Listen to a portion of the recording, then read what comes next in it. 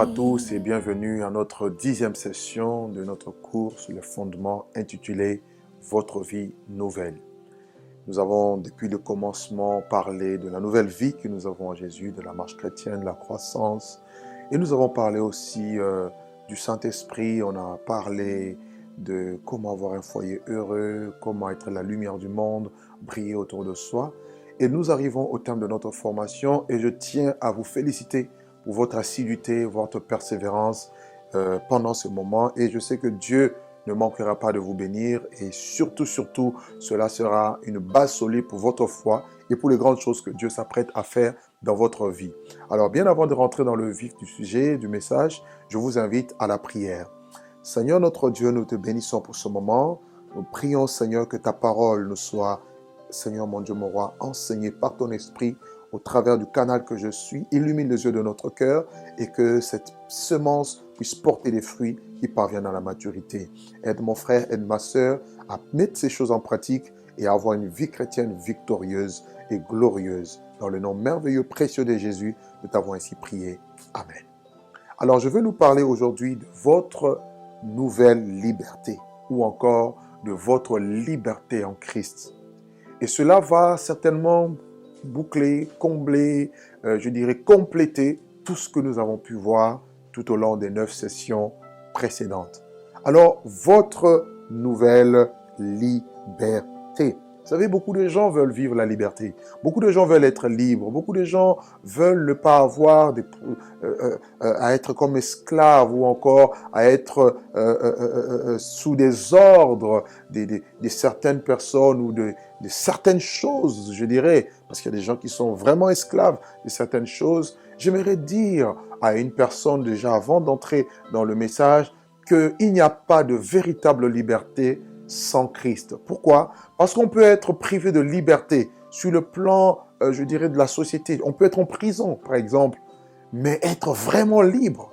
Vous voyez?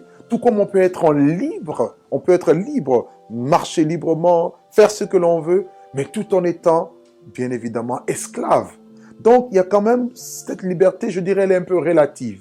Vous voyez? C'est un peu relatif et la vraie liberté, ce n'est pas lorsqu'on fait ce qu'on veut. Mais la vraie liberté, c'est lorsque Dieu vient dans la vie d'une personne et lorsque Dieu rend cette personne réellement libre. Paul pouvait dire qu'il était en prison, il était lié, mais la parole de Dieu n'était pas liée. Il pouvait se retrouver dans le chêne, mais il vivait vraiment la liberté. Il y a des personnes qui sont peut-être, esclaves ou encore dirigés, conduits sous la direction, l'autorité d'un tyran ou d'un maître, mais tout en vivant vraiment la vraie liberté. Les vrais chrétiens étaient persécutés, tourmentés par les empereurs du 1er siècle, mais ils vivaient vraiment la vraie liberté en Christ. Alors qu'aujourd'hui, nous avons beaucoup de gens qui vivent dans la liberté, dans les pays occidentaux, en Afrique et dans certains pays, mais qui malheureusement sont encore captifs ou encore esclaves de certaines choses. Donc vous voyez que la vraie liberté, ce n'est pas lorsque on ne sommes pas menacés par une arme ou encore on est en prison, mais c'est vraiment lorsque nous avons Jésus-Christ dans notre vie.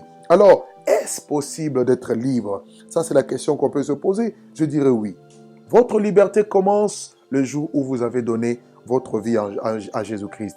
Et en parlant de la liberté, le fait d'être libre, de ne pas avoir de contraintes, de ne pas avoir d'emprise, de ne pas être contrôlé ou encore géré, dirigé par autre chose que Dieu, nous l'avons qu'en Christ. Alors je parlerai au moins de 7 points essentiels qui vont nous aider à comprendre et à expérimenter chaque jour la vraie liberté. Parce que lorsqu'on est libre, on est épanoui.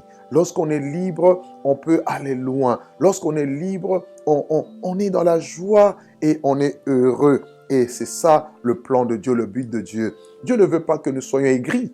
Dieu ne veut pas que nous soyons pauvres, misérables. Comme j'entends certaines personnes qui pensent que Dieu veut vraiment que nous soyons pauvres. C'est faux. Dieu lui-même est riche. Il est riche en bonté, riche en amour, riche en miséricorde, riche en tout. Le ciel et la terre lui appartiennent. Tout est à lui. Alors comment un père riche peut-il vouloir que ses enfants puissent vivre en dessous du seuil de la pauvreté? pauvreté sur le plan affectif, pauvreté sur le plan spirituel, pauvreté sur le plan matériel, financier. Non, bien-aimés dans le Seigneur, Dieu veut que vous soyez prospères et à tous égards. Dans 3 Jean chapitre 2, 3 Jean verset 2, il est dit, bien-aimé, je souhaite que tu prospères à tous égards et sois en bonne santé comme prospère l'état de ton âme. Et le mot prospérité dans l'hébreu, c'est shalom, c'est aussi la paix. Vous voyez un peu? Donc Dieu veut que tu sois prospère. La prospérité, ça vient de Dieu. Ça ne vient pas de la richesse matérielle, encore des fortunes. Ça vient de la présence de Dieu dans la vie d'une personne. Bien-aimé dans le Seigneur. Et cela, c'est aussi une des conséquences, ou je dirais une des conséquences, bien sûr, de la liberté que nous avons en Christ. Alors, Christ veut nous libérer de plusieurs choses. Alors, vous devez savoir, il veut nous libérer d'abord du péché. Notre première liberté concerne la liberté par rapport au péché. Que nous soyons libres par rapport à tout ce qui est péché.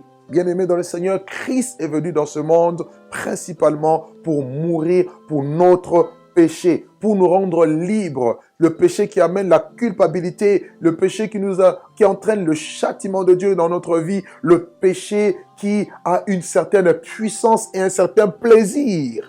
Voyez, parce que plus vous pratiquez le péché, plus ce péché vous confère, vous donne un certain plaisir et qui vous captive et vous avez maintenant du mal et vous avez difficile à vous de faire de ces choses ou encore à vous en passer. Et aussi, il veut vous libérer de la présence du péché dans votre vie. Bien aimé, le péché, comme on l'a dit dans les sessions précédentes, le péché est grave. Le péché, c'est le fait de faire sa propre volonté, non celle de Dieu. C'est la transgression de la loi divine et de la loi de Dieu. Et ce qui vous captive et qui vous rend esclave des ténèbres spirituelles et des forces du mal. Bien-aimés dans le Seigneur, la liberté du péché concerne d'abord la liberté de la culpabilité. Il veut te libérer de toute culpabilité. Christ a pris sur lui la condamnation que nous méritions. Alléluia. À cause du mal que nous avons fait. Vous savez, le mal qu'on fait, puisque nous avons une conscience, cela nous culpabilise. À moins que vous puissiez avoir une conscience souillée pour faire le mal sans avoir une certaine culpabilité. Même un enfant, quand il fait une bêtise, l'enfant se rend compte qu'il a mal agi et l'enfant, il a honte. Voyez-vous? Même un animal, vous voyez un chien qui s'est méconduit, vous voulez redresser le chien a honte. Oui, parce quoi? Parce qu'il y a une certaine, je dirais, une certaine conscience qui est là. Malheureusement, il y en a qui ont perdu même la bonne conscience. Et quand vous avez la bonne conscience et que vous faites mal, vous avez la culpabilité. Vous sentez mal et vous sentez comme si, c'est à cause de vous. Bien sûr, c'est à cause de vous. Mais cette culpabilité, vous ne pouvez pas l'enlever de par vous-même, ni encore de par vos pensées. Mais pour que cette culpabilité s'enlève, il vous faut que vous acceptiez l'œuvre de la croix. Donc Jésus est venu nous délivrer alors du tout péché. Prenez avec moi rapidement un texte dans le livre de Apocalypse chapitre 1er. Apocalypse chapitre 1er, le verset 5. Apocalypse 1er, verset 5, il est dit « Et de la part de Jésus-Christ, le témoin fidèle, le premier-né des morts et le prince des rois de la terre, à celui qui nous aime et qui nous a délivrés de nos péchés par son sang. » Donc Jésus est venu pour nous délivrer de nos péchés et par conséquent de la culpabilité du péché. Autre chose, il nous délivrait du châtiment du péché. Le péché entraînait une sentence, un châtiment, une punition. Voyez-vous, Dieu avait dit à Adam, le jour où tu mangeras du fruit défendu, tu mourras certainement. Il y avait une sentence et le salaire du péché, c'est la mort. Le châtiment du péché, c'est la mort, bien-aimés dans le Seigneur. Nous étions condamnés à mourir, non seulement sur le plan physique, qui est la conséquence du péché, mais encore bien plus sur le plan spirituel, ce que la Bible appelle la seconde mort, qui est le lac de feu et de soufre, là où iront toutes les personnes qui refusent Dieu. Ils brûleront au siècle des siècles sans être consumés. Bien-aimés dans le Seigneur, c'est terrible. C'est à cause de ce châtiment que Jésus-Christ est venu. Ésaïe 53 nous dit que le châtiment qui nous donne la paix était tombé sur lui. Christ avait pris notre place. Il a pris notre place. Il a souffert à la croix pour nous. En réalité, lorsqu'il était à la croix, Dieu était en train de le flageller, de le frapper pour que nous soyons en paix, pour que nous recevions la paix, le shalom, la prospérité de Dieu. Bien-aimé dans le Seigneur, du riche qu'il était, il s'est fait pauvre afin de nous enrichir. Bien-aimé, c'est très très important. Le châtiment, Christ s'est substitué. La Bible dit dans 2 Corinthiens chapitre 5, le verset 21, lui qui n'avait point connu de péché, Dieu l'a fait pécher afin que nous devenions justice en lui. C'est-à-dire Dieu a fait reposer sur lui le péché, le poids du péché de l'humanité entière pour que nous qui croyons en lui, nous bénéficions maintenant de la paix en Christ. Bien-aimé dans le Seigneur, c'est très très important. C'est la raison pour laquelle tu dois toujours remercier Jésus pour ce qu'il a fait pour toi à la croix, si tu crois en lui. Il nous a délivré aussi de la puissance du péché. Car le péché a en lui une certaine puissance qui vous tient captif. Dans Romains chapitre 7, Paul nous dit, je sais faire le bien, mais je n'arrive pas à le faire. Je fais le mal que je ne veux pas faire et le bien que je dois faire, je n'arrive pas à le faire. Et là, je trouve en moi, il y a une loi contraire à la loi de Dieu. Misérable que je suis, qui me délivrera de ce corps de mort? Le péché a une puissance. Bien-aimé dans le Seigneur, le péché a une puissance. La raison pour laquelle vous allez voir quelqu'un, par exemple, qui va fumer pour la première fois. J'avais fait l'expérience quand j'étais adolescent. La première fois, c'était très dégoûtant. La cigarette, j'ai toussé, etc. Mais vous allez voir, il n'y a rien d'intéressant, rien de beau, rien d'attrayant. Il n'y a rien qui vous attire dedans. Simplement, vous consommez, vous prenez du tabac et puis vous éjectez, vous expirez la fumée et vous détruisez vous-même votre propre corps. Mais bien aimé, à force de faire ces choses, vous prenez plaisir à cela et ça devient normal. Et c'est ça le plaisir du péché. Vous goûtez à la drogue, vous touchez à l'alcool et vous devenez maintenant captif, prisonnier. Vous n'arrivez plus à vous en sortir. Bien-aimé dans le Seigneur, c'est très très dangereux. Pierre nous dit quelque chose dans 2 Pierre chapitre 2 Pierre au chapitre 1er. 2 Pierre chapitre non plutôt c'est pas 2 Pierre chapitre 1er, 2 Pierre chapitre 2. Il dit ceci au verset 19, en parlant de ceux-là qui sont captifs du péché, il dit, ils leur promettent la liberté, alors qu'ils sont eux-mêmes esclaves de la corruption, car chacun est esclave de ceux qui a triomphé de lui. Qu'est-ce qui triomphe de toi? Qu'est-ce qui domine sur toi? Ce péché qui domine sur toi, en réalité, tu es esclave du péché. Jésus dit dans Jean chapitre 8, le verset 34, quiconque se livre au péché devient esclave du péché. Donc, en livrant ta vie au péché, tu en deviens esclave. Seul Jésus peut libérer les hommes de l'esclavage du péché, de la fornication, de la masturbation, de l'adultère, de la fraude, du mensonge, de la tromperie, du vol, de l'homosexualité, de toutes sortes de péchés qui peuvent nuire à ton âme. Bien-aimé dans le Seigneur, Christ seul nous libère du péché. Regardez avec moi dans le livre de Romains.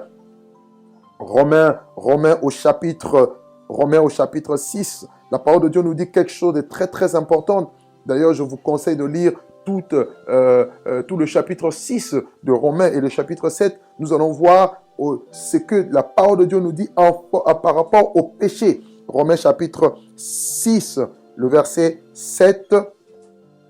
La Bible dit, car celui qui est mort est libre du péché. Car si nous sommes morts avec Christ, nous croyons aussi que nous vivrons aussi avec lui. Nous devons mourir par rapport au péché. Nous devons crucifier la chair pour que nous puissions vivre la liberté du péché. Verset 11, toujours de Romains 6, il est dit, ainsi vous-même, regardez-vous comme morts au péché et comme vivants pour Dieu en Jésus-Christ. Regardez-vous comme morts au péché et comme vivants pour Jésus-Christ. Et regardez le verset 21.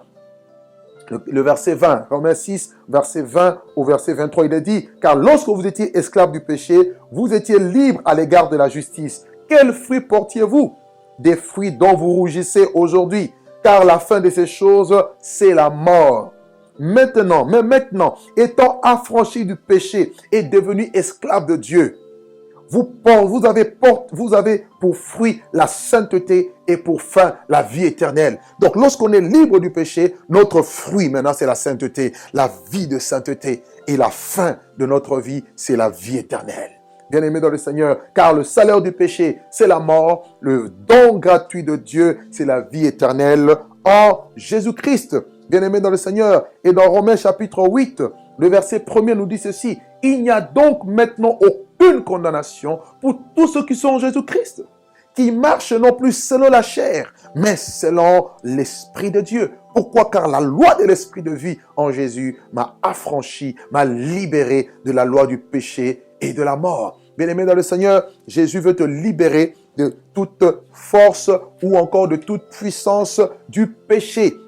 Et cela est très très important. Et troisième chose, je dirais quatrième chose importante, toujours en parlant de la puissance du péché, de la liberté par rapport au péché, le Seigneur veut te libérer aussi de toute tentation. Il dit lorsque vous priez, dites, ne nous induis pas en tentation, mais délivre-nous du malin. Car le malin est là pour te tenter, pour t'inciter au mal, à faire le mal, à faire les mauvaises choses. Bien-aimé, quand tu as bien Jésus, Christ te libère. Il y a des tentations que tu ne vivras plus, que tu ne subiras plus. Cependant, étant dans cette chair, nous serons toujours soumis de manière permanente à certaines tentations. Ça peut être par rapport à l'argent, par rapport aux femmes, par rapport aux hommes, au péché sexuel, à la cupidité, à l'orgueil, peu importe la tentation que tu peux endurer. La Bible nous dit que aucune tentation qui vous est survenue qui n'a été humaine, Dieu qui est fidèle ne permettra point que vous soyez tentés au-delà de votre force, car avec la tentation, il vous donnera aussi le moyen de vous en sortir. Donc, il aura la tentation, mais il vous donnera la force de vous en sortir parce qu'il vous a donné la liberté par rapport au péché. 1 Corinthiens chapitre 10, le verset 13. Bien-aimés dans le Seigneur, dans Jean 8, 36, il est dit, si le Fils vous a franchi, vous serez réellement libre. Si le Fils, si Jésus vous a franchi, vous serez réellement libre, libre du péché, libre de toute forme de tentation pour vivre la plénitude de la gloire de Dieu. Bien-aimés dans le Seigneur, et cela est très très important. Donc on est délivré du péché, non parce qu'on connaît la Bible, on est délivré du péché, non pas parce qu'on va à l'église, on est délivré du péché parce qu'on a Jésus-Christ qui est en nous et celui qui nous délivre de toute forme du péché et de la présence du péché, des mauvaises choses qui pouvaient nous entourer hier. Il faut qu'il y ait une rupture totale, avec une séparation, mettre de côté la musique du monde, les mauvaises fréquentations, car les mauvaises compagnies corrompent les bonnes mœurs, et choisir les bonnes personnes avec qui avancer dans le Seigneur. La deuxième liberté dont j'aimerais partager rapidement avec nous, c'est que Christ, Jésus-Christ nous libère de la crainte. Il nous libère de la crainte. La Bible dit dans Romains chapitre 8, nous allons le prendre rapidement, le verset... Romains chapitre 8, à partir du verset 14 et le verset 15, il est dit, car tous ceux qui sont conduits par l'Esprit de Dieu sont fils de Dieu, et vous n'avez point reçu un esprit de servitude pour être encore dans la crainte, mais vous avez reçu un esprit d'adoption par lequel nous crions Abba, Père. Donc, Dieu, il dira plus loin encore, j'allais omettre cela, dans le livre de 2 Timothée chapitre 1, le verset 7, il dit, ce n'est pas un esprit de timidité ou encore de crainte que Dieu nous a donné, mais son esprit nous remplit de force, d'amour et de puissance et de sagesse. Donc, Jésus-Christ veut nous libérer de toute forme de crainte. Bien-aimés dans le Seigneur, il dit, puisque nous sommes en Christ, notre vie est maintenant cachée avec Christ en Dieu.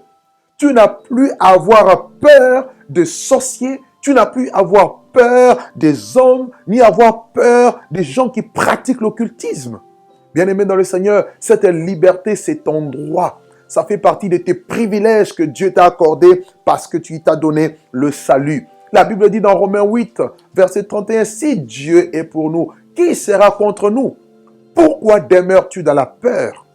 Pourquoi demeures-tu dans la lutte, dans la crainte, je dirais? Pourquoi as-tu peur de la magie, des sorciers, des marabouts? Aux Antilles, il y en a qu'on appelle les gardiens des affaires, ou encore les quemvoiseurs. Donc pourquoi as-tu peur des sorciers, des gens qui font le mal? Bien-aimé dans le Seigneur, si tu es en Christ, sache que tu es sous une haute protection, haute surveillance, je dirais. Le Dieu de gloire te protège, l'ange de l'Éternel campe autour de ceux qui les craignent pour les arracher du danger. Donc tu n'as pas besoin d'avoir peur, d'avoir avec toi des choses. Je vois des personnes qui ont des protections, une petite médaille pour se protéger, une petite bague, je ne sais pas, anti-accident, un collier, un bracelet, des amulettes, ou encore comment dirais-je, avoir des signes dans la maison, des photos d'anges, soi-disant des anges gardiens, ou encore le fait de lire, soit tous les jours les psaumes, soi-disant les psaumes vont chasser ou repousser les démons. Bien-aimés dans le Seigneur, vous n'avez pas besoin de ces choses. La vraie protection des enfants de Dieu, c'est Dieu lui-même. Et sachez qu'il est avec vous et il vous protège, vous, votre famille, vos enfants et tout ce qui vous appartient. Bien-aimés dans le Seigneur, c'est important de le savoir. Et d'autre part, brièvement, lorsque vous avez avec vous des biens mal acquis, des choses que vous avez acquis par vol ou par usurpation ou je ne sais pas quoi, vous devez restituer ces choses pour que cette paix demeure avec vous. Jésus dit, la parole de Dieu dit, « Je ne t'abandonnerai point, je ne te délaisserai point. » Hébreux chapitre 13, versets 5 à 6. Dieu est notre aide. Tu n'as plus à avoir peur, tu n'as plus à avoir crainte de toutes ces choses. Même si on te dit qu'on fait des incantations contre toi, sois en paix parce que Dieu est avec toi. 1 Jean chapitre 4, verset 4, il est dit, « Vous petits enfants, vous êtes des dieux et vous les avez vaincus. Parce que celui qui est en vous est plus grand que celui qui est dans le monde. » Troisièmement, vous avez été libérés. Vous êtes libérés de toutes sortes d'erreurs. Bien-aimés dans le Seigneur, l'esprit de l'erreur, c'est l'esprit qui agit dans ce monde. Et des milliers de personnes que vous voyez sont dans l'erreur parce qu'ils suivent des religions, des traditions, des dogmes. D'ailleurs, la parole de Dieu nous dit dans Jérémie 10 que les coutumes des nations sont une vanité devant Dieu. Je vois même de certains chrétiens qui, malheureusement, ils viennent au Seigneur, mais ils gardent encore les pratiques ancestrales. Oh non, ça c'est notre tradition, ça c'est des totems, ça c'est des choses, bien aimés dans le Seigneur, ces choses doivent disparaître. Parce que notre coutume dorénavant, c'est la parole de Dieu, pour nous qui sommes enfants de Dieu. Si vous croyez encore à des esprits, vous croyez encore à certaines histoires, les contes des fées, mais vous êtes en train de vous égarés de la voie du Seigneur. Donc, il y a aussi des fausses religions, il y a des idées fausses que les hommes ont mis en place pour justement entraîner les hommes vers l'erreur. Bien-aimés dans le Seigneur, nous devons faire attention. On n'a pas besoin de ça, de se prosterner devant les idoles. Créer les idoles et se prosterner devant les idoles en les considérant comme étant nos dieux.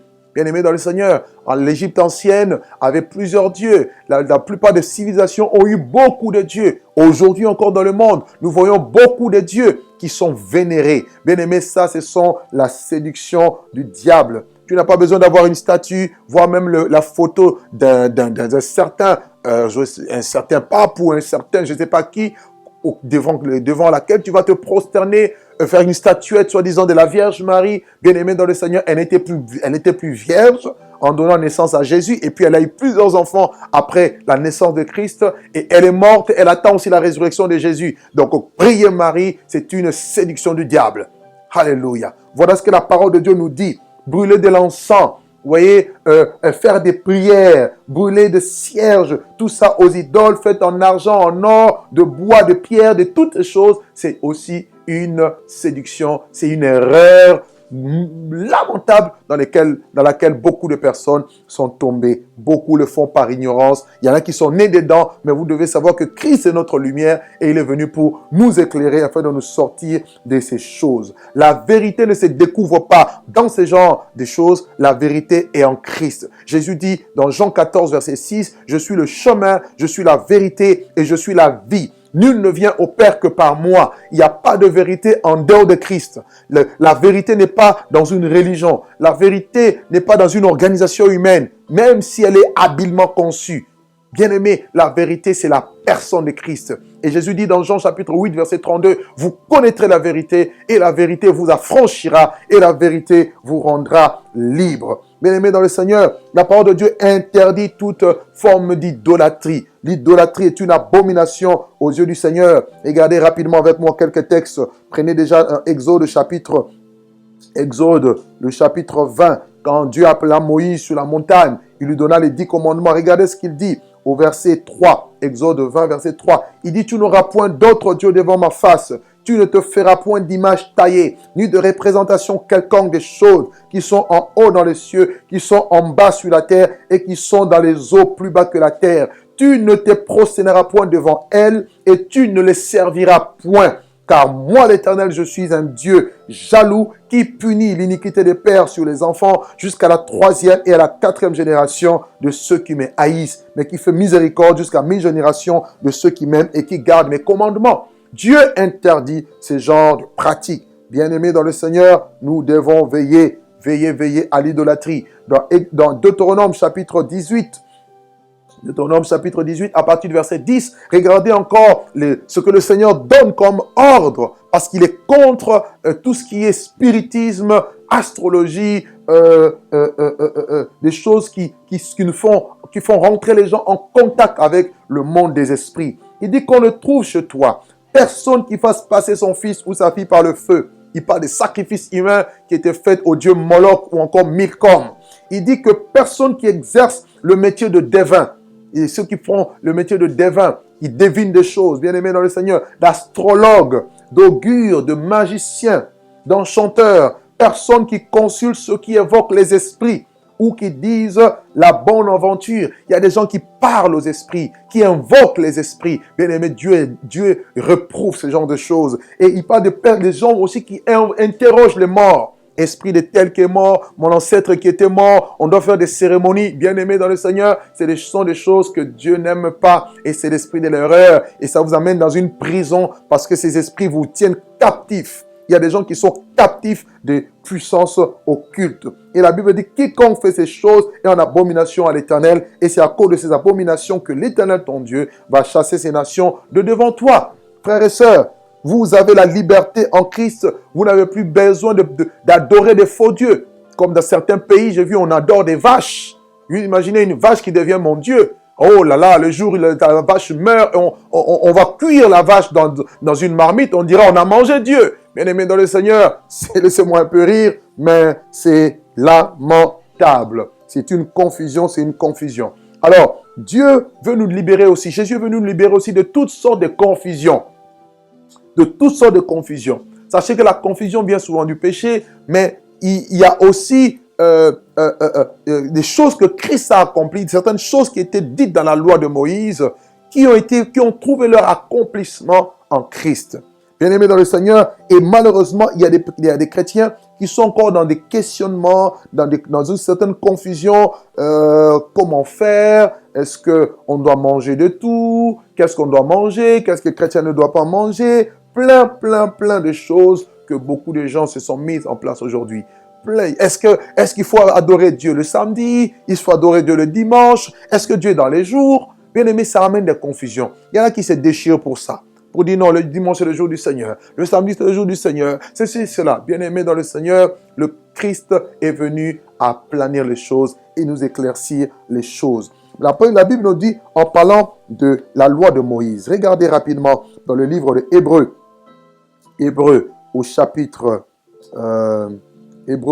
8, on parle, à partir du premier verset, vous pouvez lire. Alors je vais juste prendre avec nous le verset Hébreux, chapitre 8, le verset 13.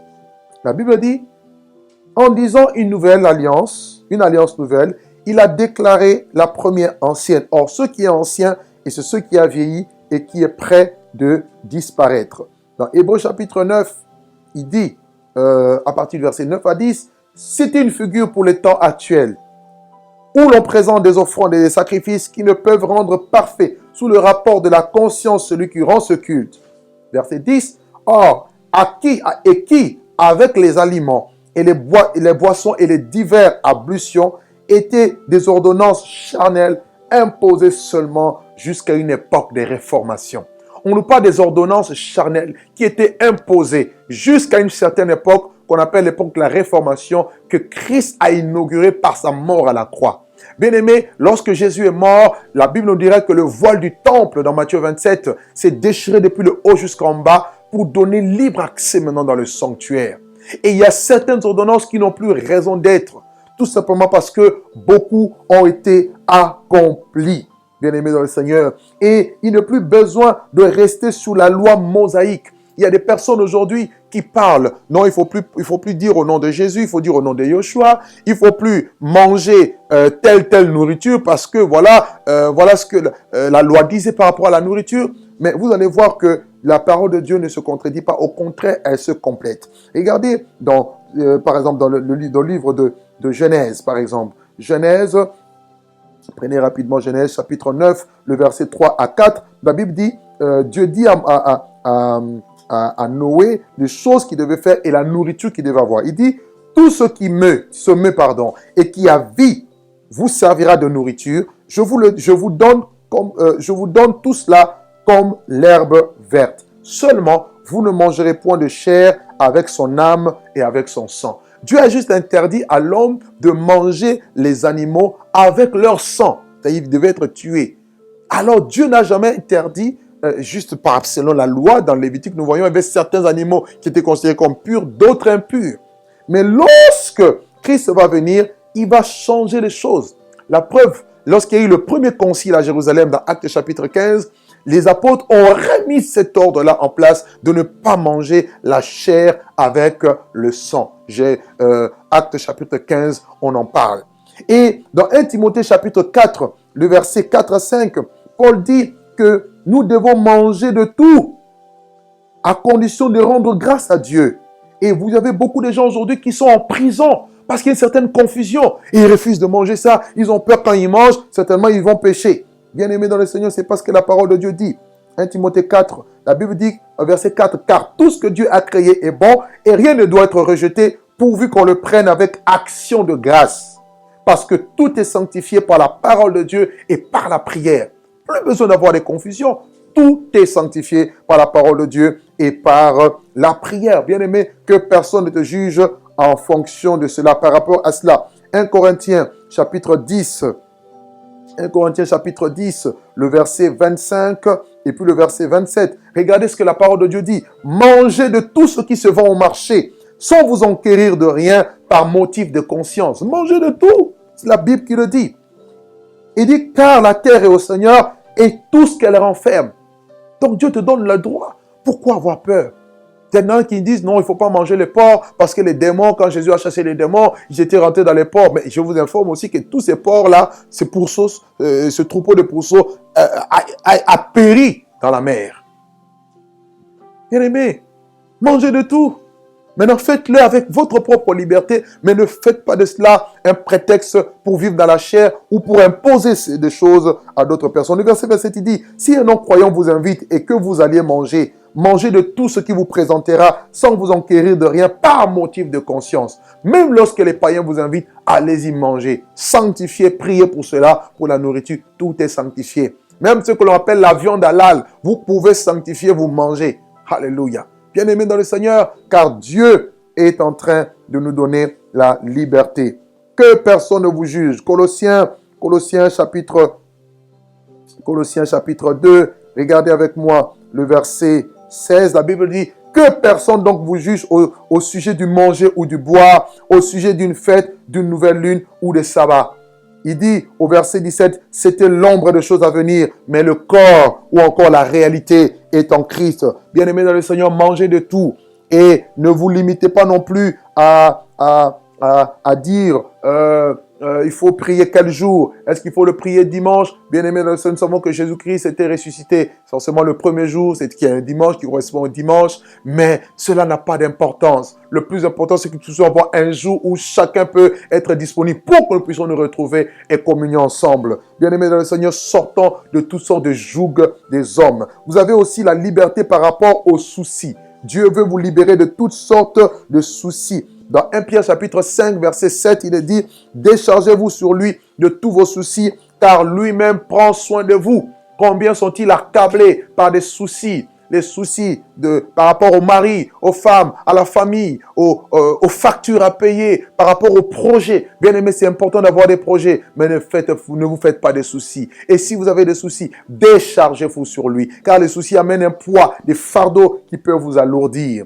Dans Matthieu chapitre 6, verset 31 à 33, il dit, « Ne vous inquiétez pas en disant, que mangerons-nous? De quoi serons-nous vêtus? Ou que boirons-nous? Car ce sont les choses que les païens recherchent. » Il dit, votre Père Céleste sait que vous en avez besoin. Il dit, cherchez premièrement le royaume et la justice de Dieu. Toutes ces choses vous seront données par-dessus tout. Dieu veut vous bénir et il va vraiment vous bénir. Alors, déchargez-vous sur lui de tous vos soucis. Vous êtes malade, présentez votre problème de maladie au Seigneur. Il interviendra. Vous avez un problème dans le ménage, présentez-lui le problème. Christ interviendra. Vous avez un problème à l'école, au travail, dans l'entreprise. Présentez au Seigneur. Il agira. Philippiens chapitre 4, verset 6 nous dit, à 7, il dit, ne vous inquiétez de rien, mais en toute chose, faites connaître vos besoins à Dieu par des prières, des supplications, avec des actions de grâce. Et la paix de Dieu qui surpasse toute intelligence gardera vos cœurs et vos pensées en Christ. Bien-aimés dans le Seigneur, ayez confiance en Dieu. Déchargez-vous sur lui. Les soucis vont vous emprisonner. Jésus-Christ compare les soucis des richesses, les inquiétudes de la vie à des épines qui étouffent la sémence. Dans Matthieu 13, on nous parle de la sémence qui est tombée au milieu des épines. La sémence a commencé à croître, mais les épines ont étouffé. Elle n'a pas porté des fruits qui parviennent à la maturité. Bien-aimé, qui de vous, par ses inquiétudes, par les soucis, peut ajouter une coudée à la durée de sa vie? Alors soyez sans crainte, votre Dieu pourvoit et pourvoira à vos besoins selon sa richesse. Bien-aimés, vous êtes malade, demandez la prière, demandez aux pasteurs, aux anciens, aux personnes qui sont établies. Ils vont vous prier pour vous en vous imposant les mains et Dieu vous guérira. Si telle n'est pas sa volonté, il peut vous guérir aussi dans le temps. Parce que Dieu ne guérit pas forcément toutes les maladies instantanément. Nous voyons avec Paul, dans 2 Corinthiens 12, où Paul a prié à cause de l'écharpe qu'il avait dans sa chair. Il dit 3 fois je priais le Seigneur et le Seigneur m'a dit ma grâce te suffit car ma puissance s'accomplit dans la faiblesse. Bien-aimé, il n'a pas été exaucé tout de suite, mais cela ne l'a pas empêché de continuer à servir Dieu. Bien-aimé, rien ne doit nous séparer de l'amour de Dieu. Ni la mort, ni la vie, ni la maladie. Il faut continuer à aimer Dieu et à servir le Seigneur. Sache que tu es libre en Christ, même si le corps peut être fatigué ou encore affecté. Vous avez aussi votre liberté dans l'avenir. Bien-aimés dans le Seigneur, ce que j'appelle la liberté glorieuse. C'est-à-dire Dieu vous réserve une plus grande liberté où nous ne serons plus accablés par les souffrances de ce monde. Car avec les contraintes de ce monde, avec les maladies, les faiblesses, bien-aimés dans le Seigneur, ces choses vont disparaître. Cette liberté, c'est celle que nous aurons le jour de l'enlèvement, où nous allons rentrer dans la gloire éternelle. Bien-aimés dans le Seigneur, où il essuiera toute larme de nos yeux et la mort ne sera plus. Laissez-moi vous dire, l'enlèvement de l'Église est une réalité et c'est une réalité qui est proche.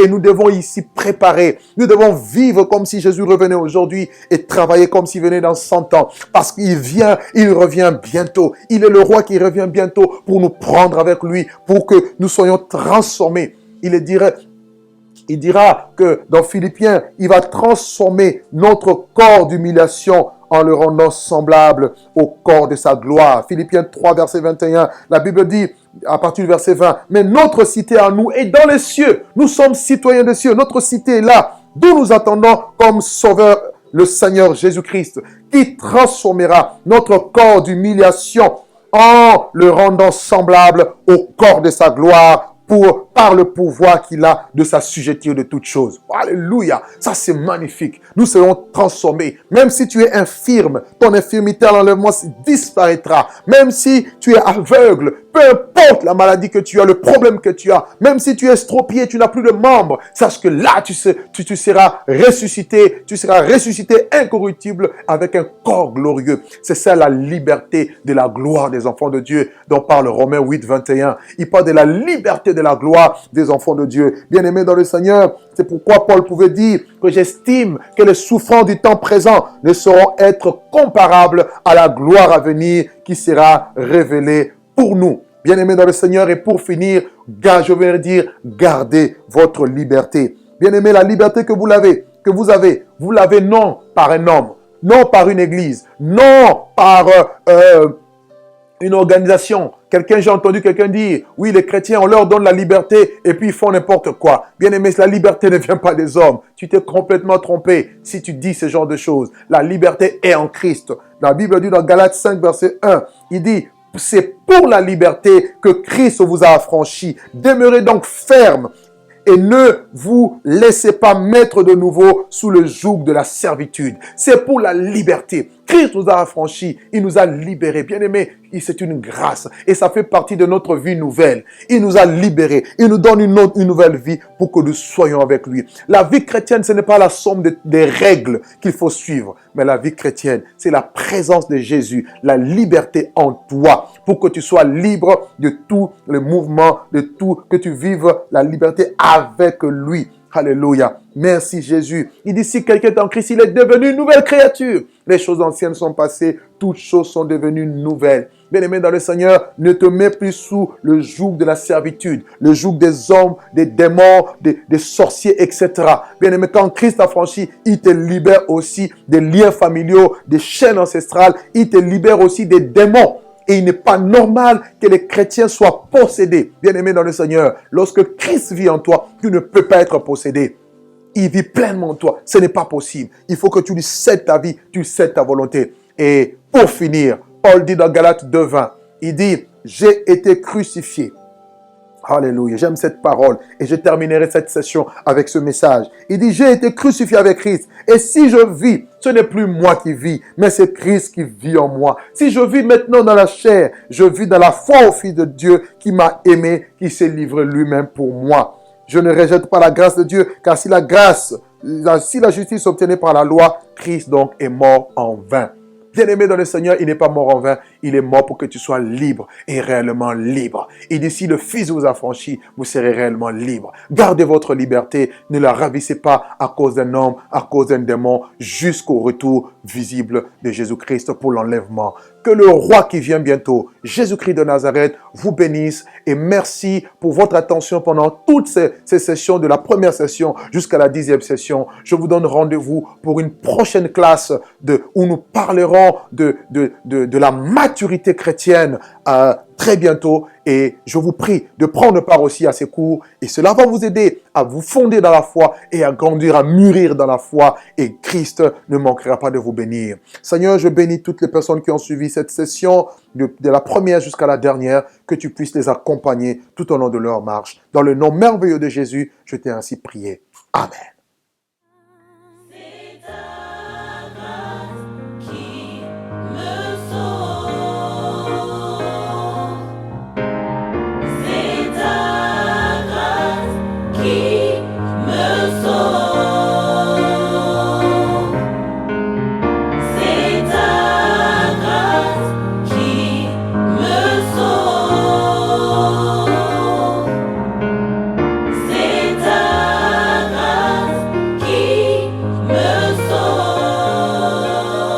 Et elle me suffit aussi.